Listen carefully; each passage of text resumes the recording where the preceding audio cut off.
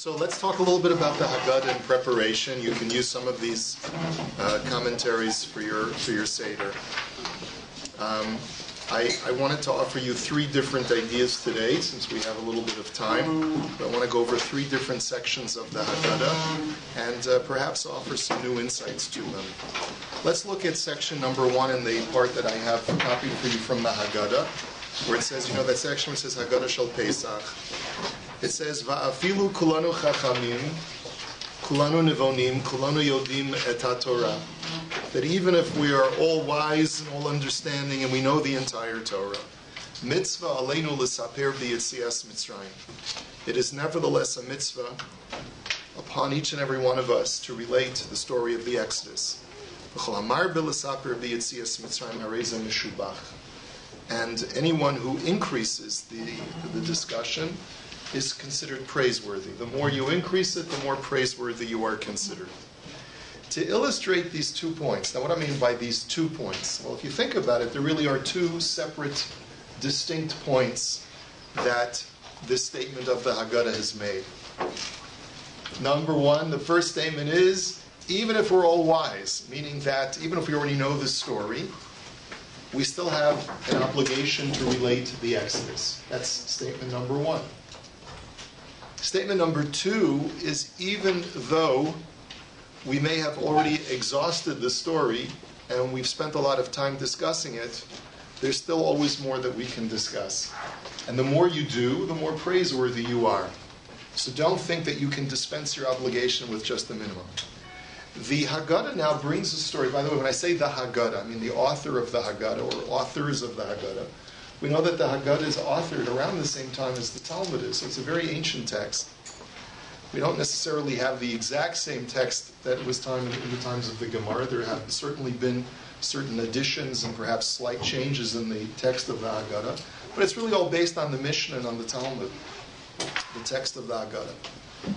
And so it tells us a story that illustrates both of these points. Both, number 1, that no matter how smart you are, you have a mitzvah. And it tells that with the following story. Masa v'Rebbe Eliezer v'Rebbe Yeshua v'Rebbe Elazar ben Azariah v'Rebbe Akiva v'Rebbe Tarfa. These 5 sages were reclining in Bnei Brak. How they got to Bnei Brak, what they were doing there, that won't be the topic of our discussion today. But v'hayu mesaprim b'yetzias Mitzrayim kol oso halayla. And they were relating the story of the Exodus. So that certainly relates to us the first point, which is that afilu kulanu chachamim, even if we're all wise. Who was wiser in the world? Certainly in the period of the Mishnah than these 5 great sages. They could have said, well, we already know the story. It's self-evident that we know the story. We've been studying the story all of our lives, and yet you see they took the time to discuss it. And so much so, at Shabbat Talmideim v'amru lahem Rabboseinu higiyah zman kriya shema shel shacharis, to the point where they said, our masters, the time has come to recite the Kriya Shema of the morning. Now, always had a problem with this story, because my problem is, where was the rest of the mishpacha? We have our seders as such a family-centric experience. And we want our families, we want our children there, we want our wives and our cousins and our aunts and uncles to be participating. And yet this seems to be an exclusive experience. This seems to be an exclusive Seder. There are no wives, there are no children, there's no Talmidim. Where's everybody? These 5 guys reclining to themselves just behind some closed door. What is going on over here?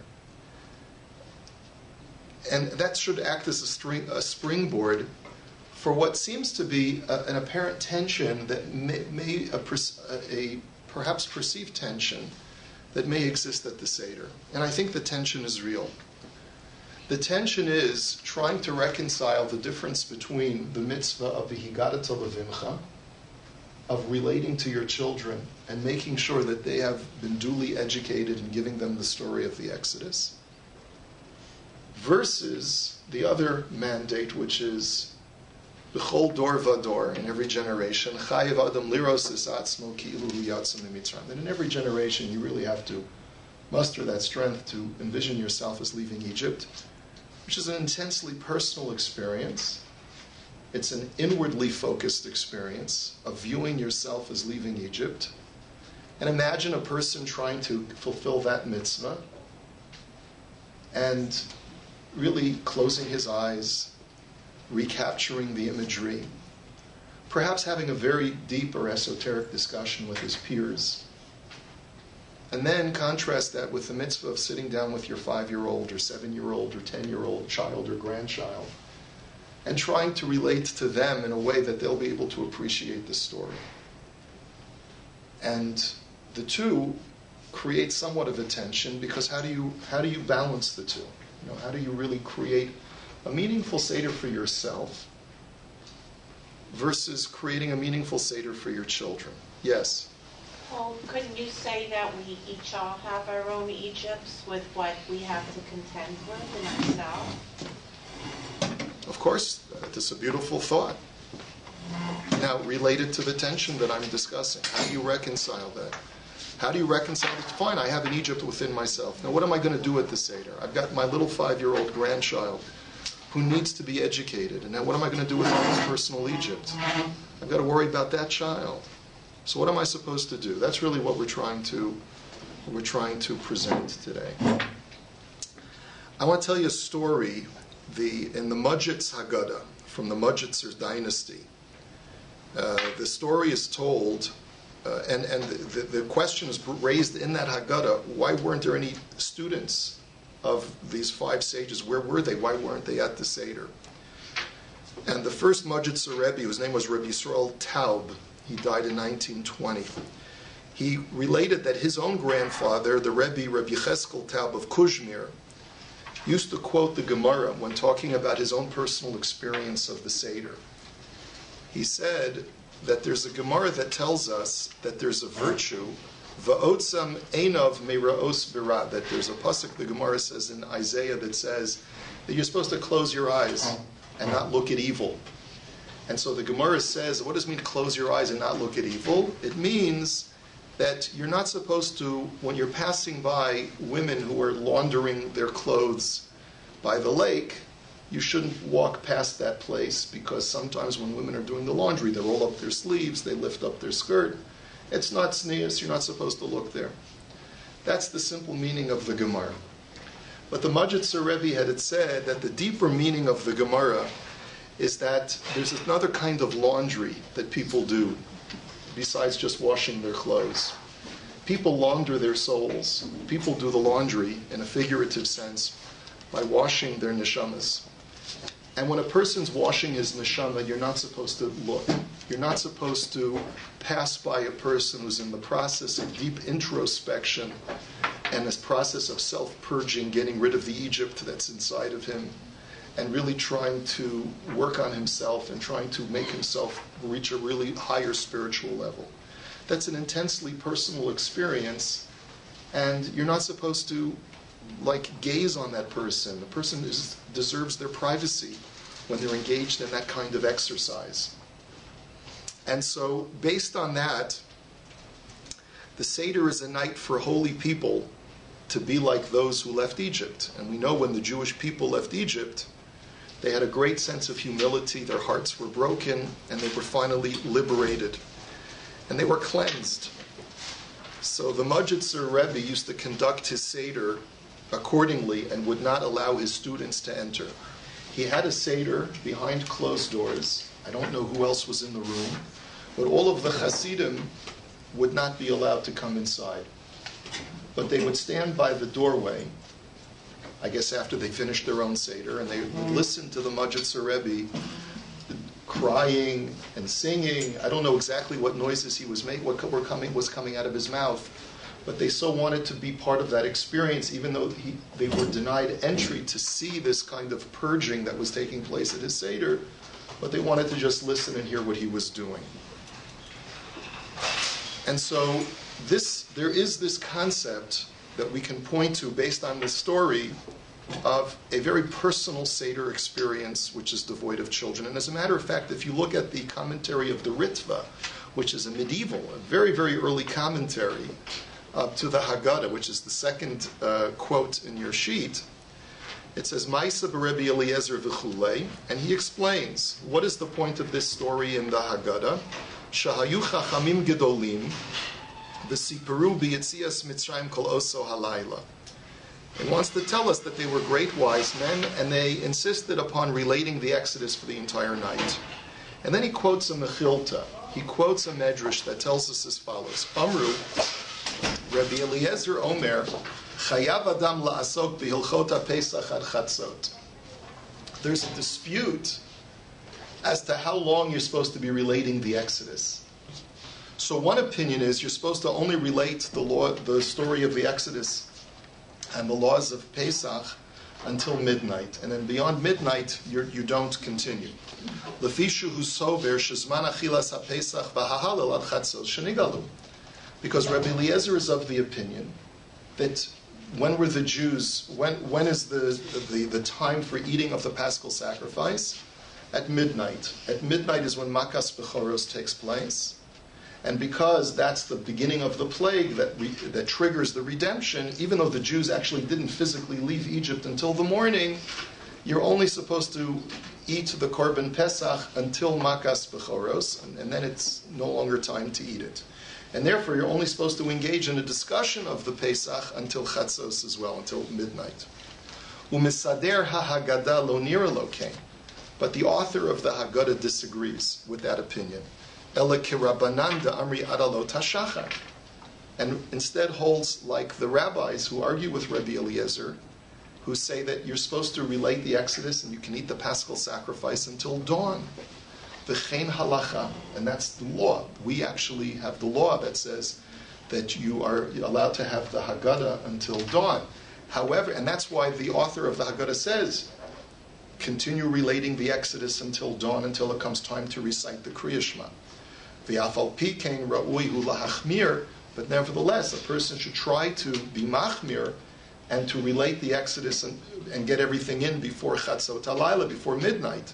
V'satam hatana devarav kidei shelo yavou lekatzer b'davar mipnei hachashash sheyomer shema kvar higia chatzot.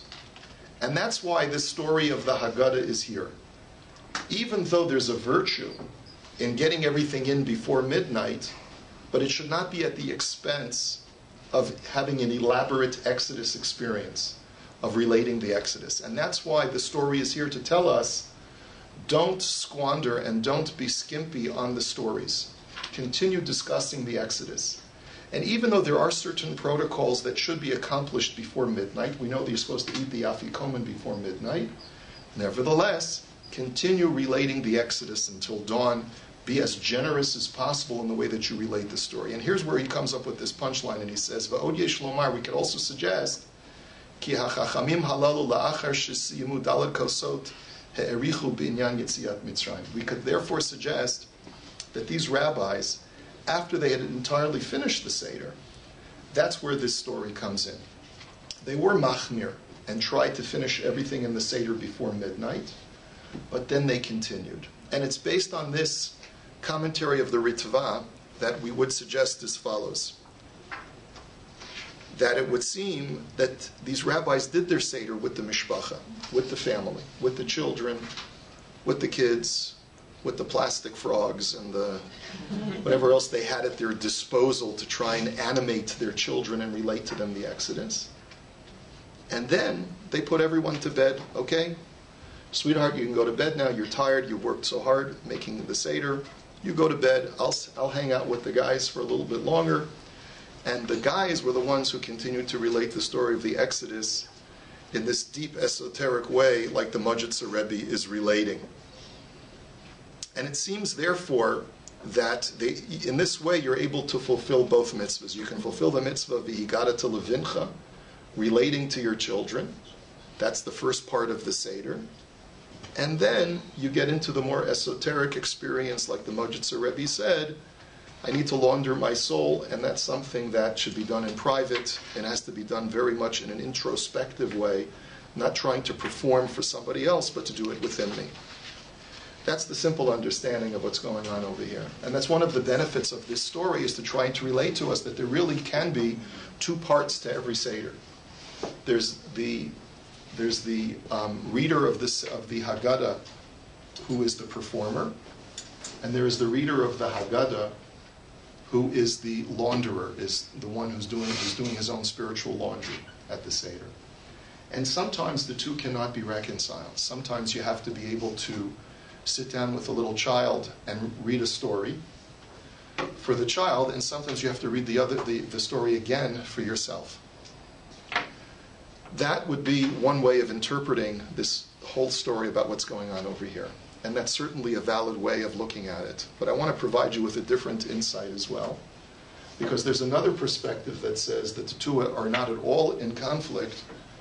And indeed, I will prove to you from the text of the Haggadah itself that these two commandments of viewing yourself as you yourself are leaving Egypt and you're trying to relate to the Egyptian Exodus experience, and the mitzvah of relating to your children cannot be in conflict at all. It must be that way, because if you look at the text of the Haggadah, go back and take a look at the sheet and look at number 4, the snippet from the Haggadah in source number 4. B'chol dor v'dor chayv adam lirot et atzmo ki'ilu hu yatzam mitzrayim. In every generation, a person must view himself as if he is leaving Egypt. Shenamar, as it says, v'higada to levincha bayom hahu lemor ba'avur ze asa Hashem li b'tzeisi mimitzrayim. As it says, you shall inform your child on that day, saying that it was because of this God did to me when I left Egypt. It wasn't just my ancestors that God took out of Egypt, but it was me as well. But who are you speaking to when you do this mitzvah of viewing yourself as if you're leaving Egypt? You're speaking to your child. You're speaking to your child. Now, if indeed the mitzvah of viewing yourself as leaving Egypt can only be accomplished as an introspective exercise, separate and secluded and removed from the rest of your family and from your children, then the pasuk is self-contradictory, because it's saying that the way that you fulfill this is by relating it to your child. So there must be a way to reconcile the two parts, the two halves of the Seder. You have to be able to relate it to your child on the one hand, and at the same time, while you're relating it to your child, view yourself as being part of the Exodus experience. So you have on the one hand the Majitzer Rebbe's view, which is, I think, and perhaps the Ritva suggesting this as well, that there are two parts to the Seder. There's the performance part and then there's the introspective part. But I think if you look at the pasuk, you have to conclude that the two are not mutually exclusive of each other. So I want to show you a beautiful commentary from the Chatan Sofer, who's the grandson of the famous Chassam Sofer of the 19th century. And it's on the back side of your handout. Now, if you can read it, you've already had the 4 cups of wine, because it's a little bit fuzzy. But we'll try and read it, because even though the text is a little bit, it's difficult when you're scanning something from off the web, but we'll try and read it. And really it starts with where that underlined section where it says V'hu ki yadua. Does everyone see that? I underline that. So the Chassan, Between Chassan and Chassan. the Chassam Sofer was the grandfather of the Chatan Sofer. They were two different rabbis. Chatam Sofer and Chatan Sofer. One is Rabbi Moshe Sofer, and one is, his last name is not Sofer. His last name is not even Schreiber. It's something like, it's another famous name, but it escapes me at the moment. Excuse me one second. Let's just go through the Chassan Sofer first. He says, V'hu ki yadua. He says, it is well known, she'ikar gadol hu balayla hazeh l'saper livnei veso u'levanav haketanim, that it is well known that on this night it is very important to relate to all of your family, to your children, even to your small children. Kol hanisim v'haniflaot, all of the miracles and the wonders that occurred in Egypt. Lahashrish belibosam ha'emuna al yedei sipurei yetzias Mitzrayim, to ensconce and embed within their hearts a true faith in Hashem through a relation of all of these stories of the Exodus. Shehema Yesodei Torasenu HaKedosha, because these are, after all, the foundation of our faith, the foundation of our Torah. So everyone got it? You have it? Vihine, he says, now let's think about this. Im Adam rotze lesaper eze davar lechavero, sheyushrash belev chavero v'yamin alav. If you want to be able to relate something to a friend in such a way that your words will really reach and penetrate into his heart, and they'll really meet their mark, and your friend will accept your words and take them to heart, tzarich sheyiyeh gam lahamisaper mushrash belibo mitchila hadavar ketikuno. Then it's necessary that the words themselves are well accepted and believed by the speaker first. You want to be able to relate something and get the person who's listening to you to believe you, you've got to believe it yourself. You have to have that sense of conviction in your voice in order for the person who's listening to you to accept that conviction. One of the biggest problems our children have, especially children, because adults you can fool much more easily than children. Children are very difficult to fool because they pick up on subtle nuances of inflection and of expression. And if you're not sincere and you don't believe what you're saying, your children will pick up on it. So therefore, he says, therefore, Ki dvarim hayotzim min halev shuv yicholim likanes el halev. We know the very famous saying, words that emanate from the heart can enter into another heart.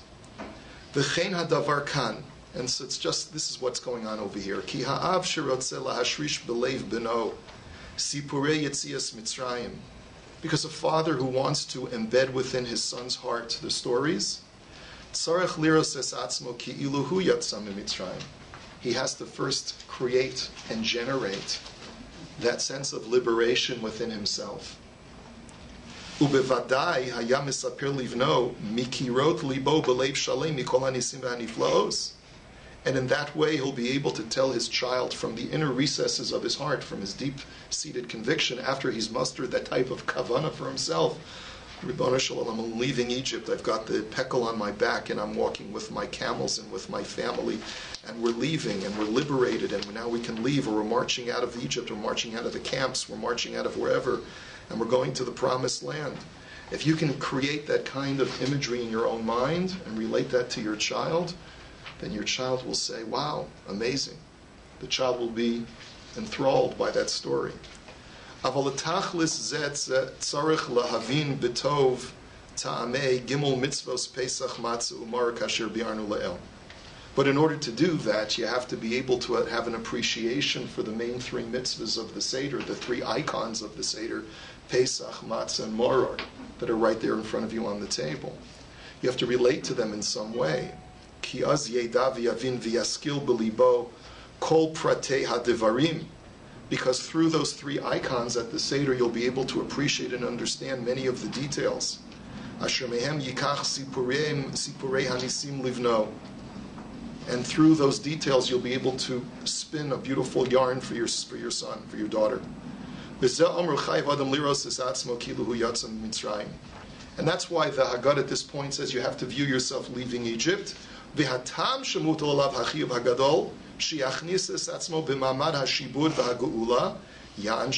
what's the reason why you have to get to that level?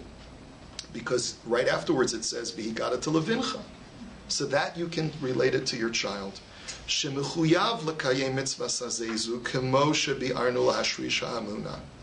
Because I have an obligation to make sure that my child doesn't just hear the story, but he appreciates the story, he absorbs the story, he accepts the story, he believes the story. And that's only going to happen if I'm excited about it. If I'm exhausted and I can't wait for the Seder to be over because I want to go to sleep. If I've sapped all of my energy making Pesach, and by the time I'm sitting down, I got nothing left. I'm running on fumes.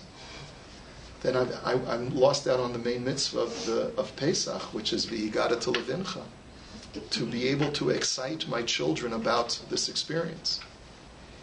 V'ze'i efshar ele im kein yira es atzmo ki'ilu hu yatsa. And that can only be accomplished if I view myself as leaving Egypt. Va'az yaskil b'davar v'yaser livno me'umka deliba. And then you'll be able to truly appreciate it and understand it and relate it from the inner depths of your heart. L'chein Omer Rabbi Gamliel. And that's why Rabbi Gamliel says before, Kol shelo omer shlosha dvarim halalu b'Pesach. He says you have to say these three things over Pesach, ubir taimam, with an explanation of why we have these three icons. If you don't, lo yatsa yidei chavasa, you're not going to be able to fulfill your obligation. Lo yuchal latza yidei chavasa l'kayim mitzvahs v'higada levincha. You won't be able to properly relate the Exodus to your child. You won't fulfill that mitzvah. Ki im lo yavin ta'amei hadvarim, because if you don't appreciate the reasons themselves yourself, lo yuchal letzayer kol pratei hanisim haniflos, you won't be able to properly illustrate the miracles to your child. And he goes on, but I'm going to leave it there. So you see very clearly from here that while we can draw a dichotomy between my own personal liberation experience and the performance that I have to do for my child, if the performance is not sincere, then it's not good. You won't have fulfilled the mitzvah. So I would therefore suggest that we have to create two different seders, one seder for our children and one seder for the grown-ups. And the seder that we create for our children has to be in the earlier part of the evening. And one of the big mistakes that sometimes we make is that we want to impress other people at the table other than our children. So we come up with the sophisticated divrei Torah and talk about them at the beginning of the seder, and then the kids are dozing off or getting bored and playing with their games.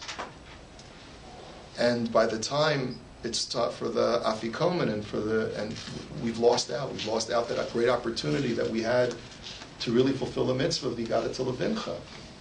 You want to get into the esoteric, you want to get into the meaningful and the deep and the profound and all of those other amazing things. Save that for the last part of the evening when the children have already gone to sleep. Now, of course, every home is different. The children of each household are of different ages, and so you have to learn how to create a balance so that each participant in the Seder is properly attended to.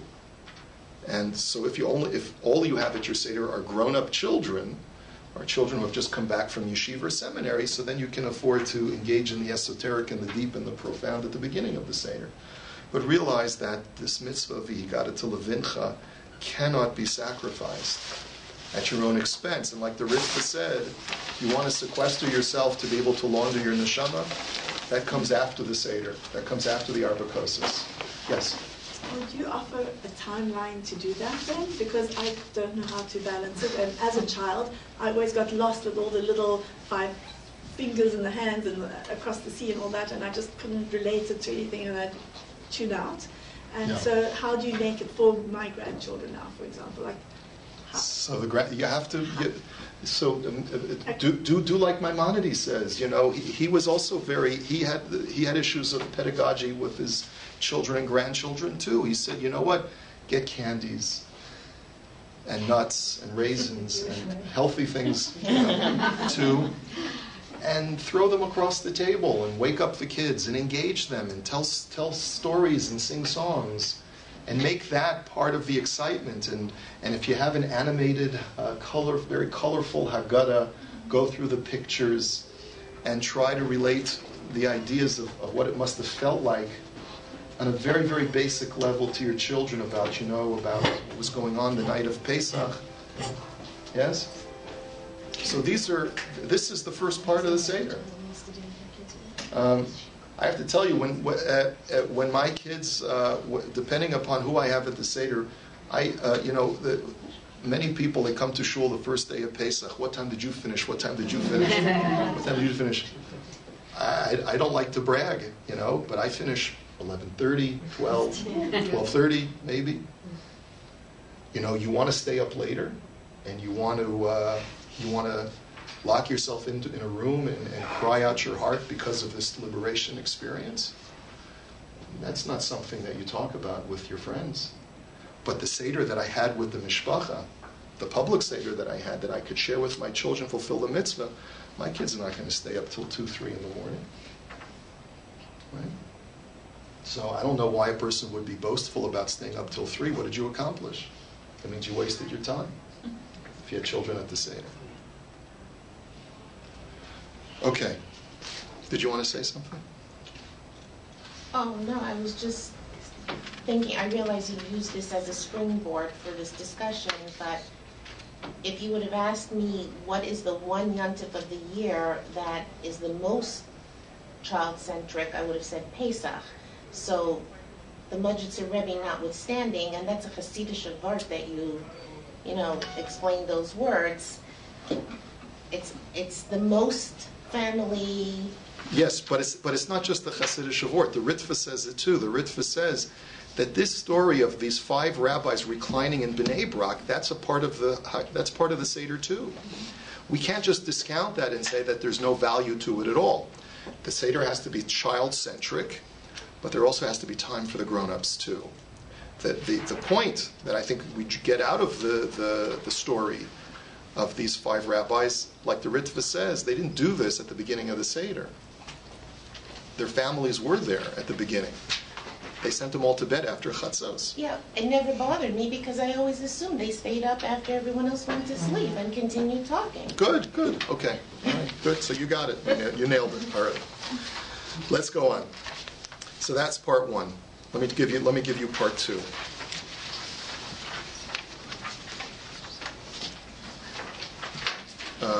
We have sheets for this? No, you have the sheets. Oh. You have the sheets. So everything you need is right in front of you. Okay. Okay.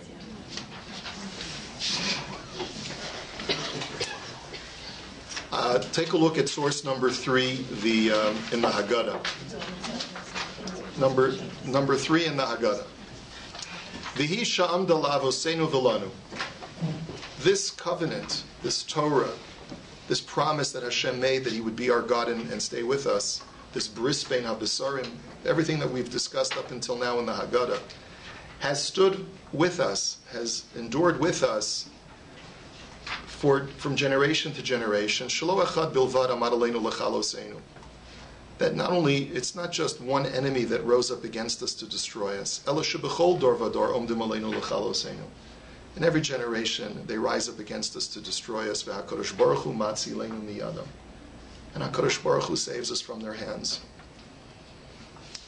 This, of course, is one way of being able to make the Exodus a real experience to you, is to make it contemporary, to discuss the personal liberation stories in your family, survivors of your own family who survived pogrom and Shoah, and so forth. And then the Haggadah launches into a story of this pasuk of Arami Oved Avi. Say ulmad, go and learn, go and discover. Ma bikesh Lavan ha'arami la'asos li'Yaakov Avinu. Look at what Lavan the Aramean sought to do to Jacob our father. Sheparo lo gazar ela al hazicharim v'Lavan bikesh la'akor es hakol. Because Paro only sought to wipe out the males by committing infanticide, but only to the male babies. He said, Kol haben hayor, kol haben hazachar la yor tashlichu. All the male children shall be thrown into the Nile. But Lavan wanted to uproot everything. Shnemar Arami Oved Avi. Then Aramean sought to destroy my father. Vayered Mitzrayim, and my father went down to Egypt. Vayargasham b'misei ma'at vayisham lagoy gadol atzum barav. And then the rest of the next several pages of the Haggadah launch into an interpretation of this pasuk and explain the pasuk to us. By the way, this pasuk is recited whenever a person brings his first fruits to the temple. This pasuk is from Parshas Ki Tavo. When you come into the land of Israel, and you will enjoy all of the blessings of Eretz Yisrael, and you have a beautiful farm with growing produce, you bring your first fruits to the temple, and you make a declaration, and you thank God for everything that you have. Right? Then you say, even though I come from such modest and humble origins, look what Hashem has given me on this day. Which is another message of the Haggadah. Maschil b'gnusu masayim v'shevach. You're supposed to begin with the lowly origins of our people, and you conclude by saying how blessed we are today. And that's certainly something that we can all relate to when we bring our own baskets to the table in a proverbial sense. The question that I wanted to raise, it's a famous question, which is, if we're supposed to be relating the story of the Exodus this night, why do we sort of de-emphasize Paro and say that Lavan was worse?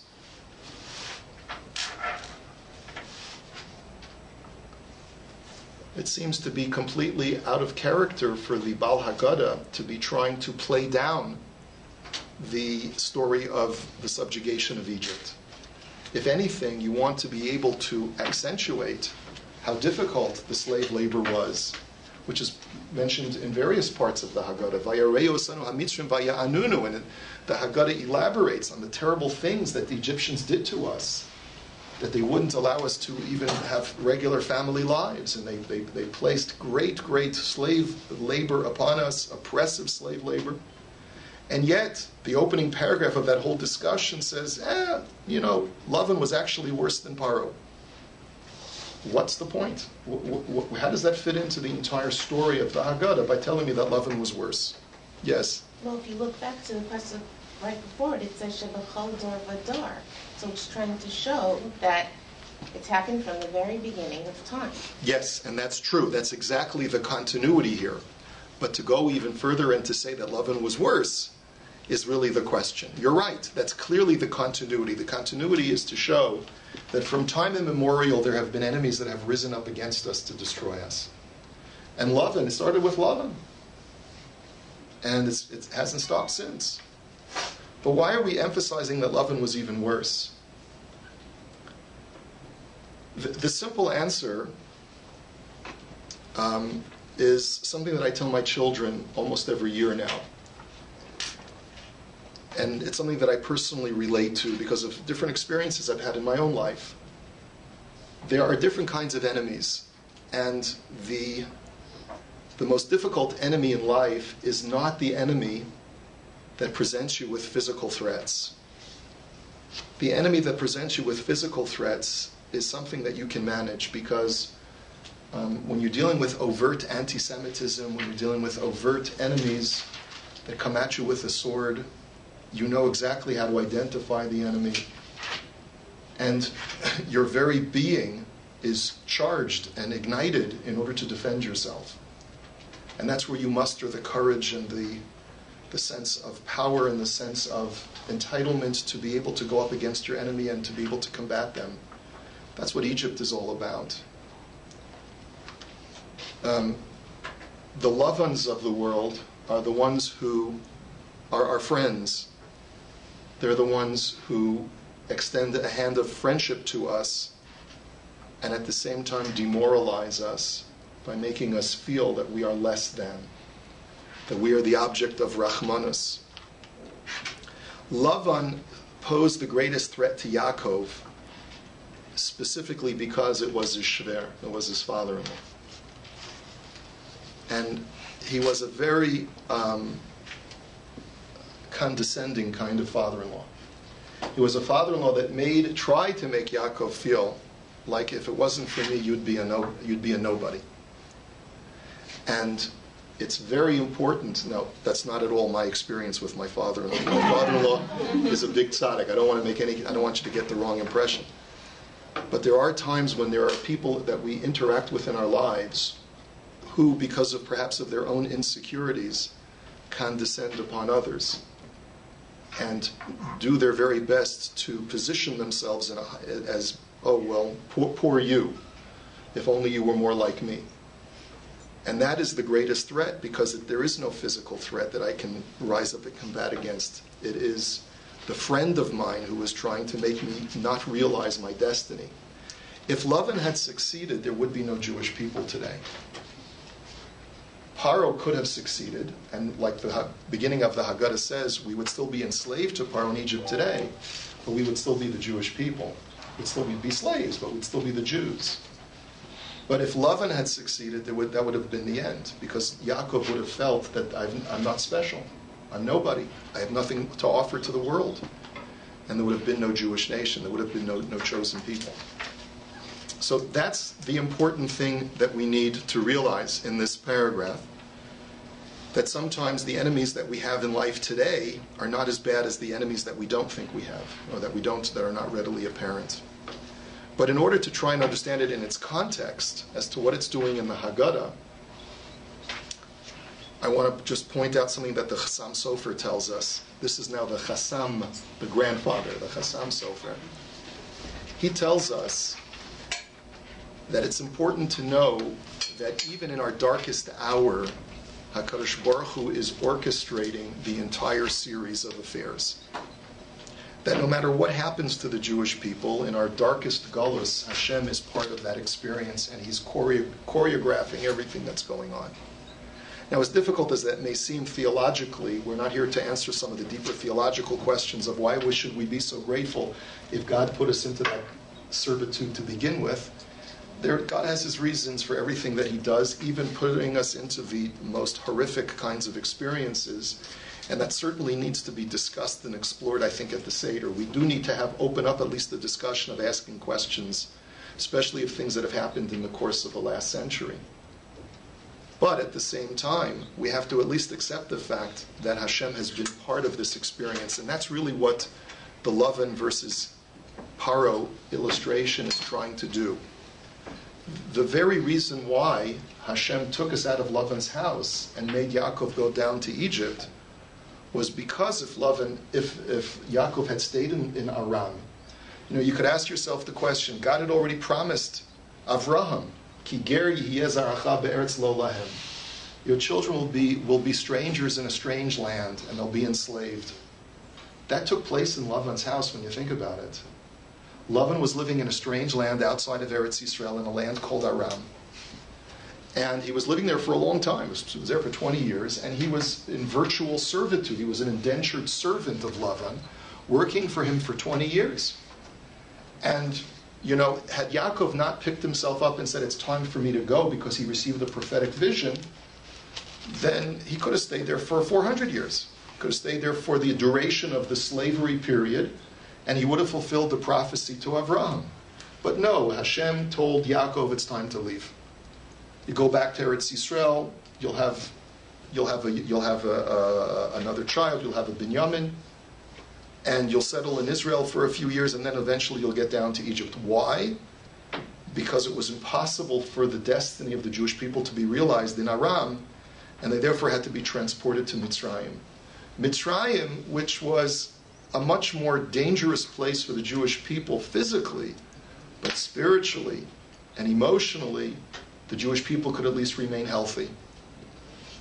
And that's why we have to read this story in the Haggadah to remind ourselves that if we try to retrace the steps of the Jewish people throughout history, we've gone from Bavel to Italy, to Spain, to Germany, to Poland, to Russia, to the United States, to Canada, to South America, all of the different places that our families, our individual families and our collective families have traveled.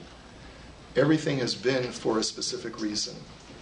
And when it was time to leave, we needed to leave because we couldn't stay there anymore. Just like Yaakov could not remain in the land of Aram in Lavan's house for that period of time, he needed to go to Egypt in order to continue the Jewish people, in order to continue his family.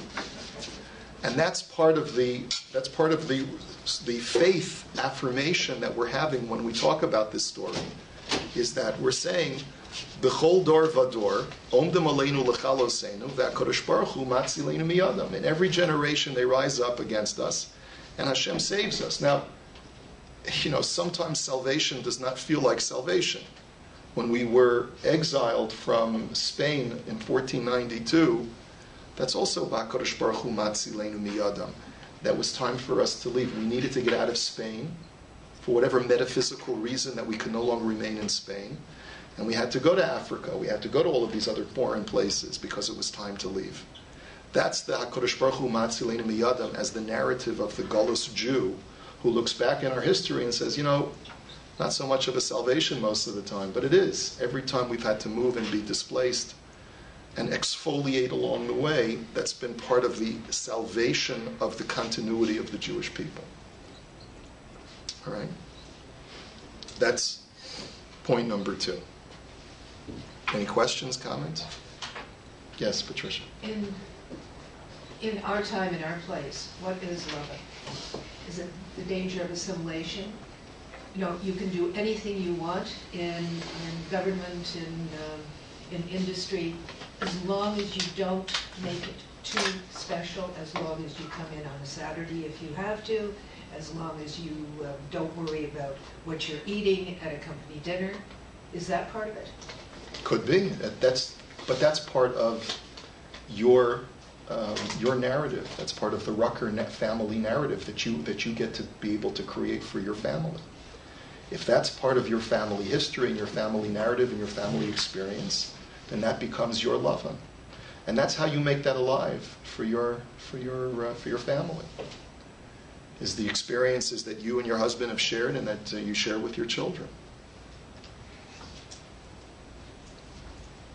But yes, you have to identify the lovin in your environment today as well.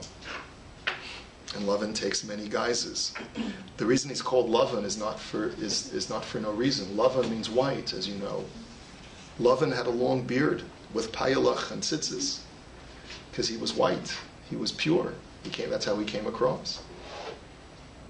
And yet he almost destroyed his son-in-law in the process. Okay. Here's the last part I wanted to share with you today.